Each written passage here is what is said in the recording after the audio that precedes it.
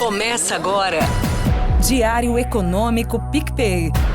Uma análise das principais informações que impactam os mercados, A economia global e do Brasil. Apresentação Marco Caruso. Fala turma, bom dia. Hoje é segunda, 13 de novembro de 2023 e esse é o seu Diário Econômico. Essa semana tem agenda econômica e política importante. Aqui, depois que o Senado concluiu a tramitação da PEC da reforma tributária, a proposta agora volta para a Câmara dos Deputados. A expectativa é de aprovação ainda esse ano, mas o caminho é uma dúvida. Existe a possibilidade do Arthur Lira agendar a votação para logo depois do feriado, agora dia 15, mas ele também sugeriu a possibilidade de rejeitar as mudanças feitas pelo Senado, o que reacende o debate sobre o fatiamento da reforma. As partes aprovadas seriam promulgadas e as divergências entre as casas virariam uma PEC paralela. O relator na Câmara, o Agnaldo Ribeiro, é contrário a esse fatiamento, mas enfim, a discussão ganha importância esses dias. Aproveitando então que a gente já começou por Brasília, segue a indefinição sobre a mudança na meta fiscal do ano que vem. O governo não decidiu ainda se faz a mudança agora, na votação do orçamento, ou se espera a votação dos projetos que aumentariam a receita tributária, se passarem, né? Lembrando que os diretores do nosso Banco Central se manifestaram a favor da manutenção da meta, mas o Roberto Campos Neto relembrou que não existe uma relação mecânica, que é como eles gostam de falar, entre piorar a meta fiscal e o que aconteceria com a Selic. No fundo, o que ele está dizendo é que se a mudança da meta não mudar outras variáveis como câmbio ou expectativas de inflação, por exemplo, a mudança poderia ser um não evento aos olhos da Selic.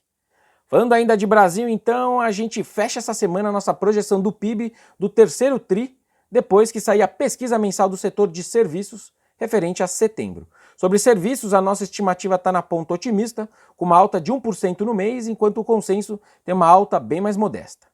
Sobre o PIB, por enquanto o nosso número roda um pouco acima de zero, a variação aí sobre o segundo trimestre desse ano.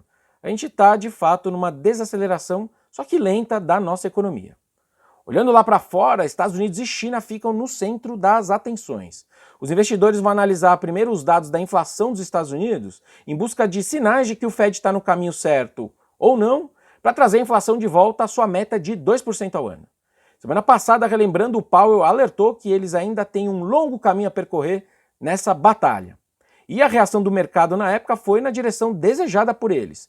As taxas de juros mais curtas subiram e o mercado futuro reduziu as chances do primeiro corte de juros acontecer em maio do ano que vem, de 55% para 35%, ou seja, começou a postergar o primeiro corte. A expectativa para essa inflação é que o número cheio melhore bem, de 3,7% para 3,3% em termos anuais, mas que os núcleos que o Fed prefere olhar sigam ali parados acima de 4% ao ano, contra uma meta de 2%, como eu já disse. Essa queda, no geral, se dá principalmente por uma melhora nos preços da gasolina. Então, quando a gente junta tudo, na verdade não me parece um número que traga conforto aos corações dos banqueiros centrais. Outro número importante essa semana nos Estados Unidos são as vendas no varejo. Tudo que é ligado a consumo nos Estados Unidos ainda está bem forte. Então é mais um dado aí que mantém as autoridades em alerta e falando grosso. Já na China, essa mesma força da demanda do consumidor é para se comemorar, porque por lá ela está se recuperando aparentemente. O consumo vinha se mantendo consistentemente fraco esse ano lá na China, mesmo depois do relaxamento daquelas medidas para combater a Covid na virada do ano. Os dados de outubro, em geral, até agora foram inconclusivos.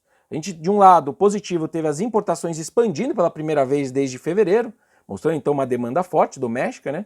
Mas as exportações caíram pelo sexto mês seguido.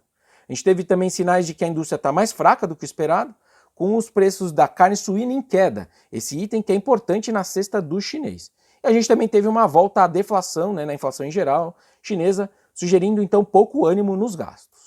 Dito isso, os analistas esperam que as vendas no varejo tenham acelerado ali para 7% em outubro, em comparação com o mesmo período do ano passado, essa que seria a taxa mais alta desde maio desse ano.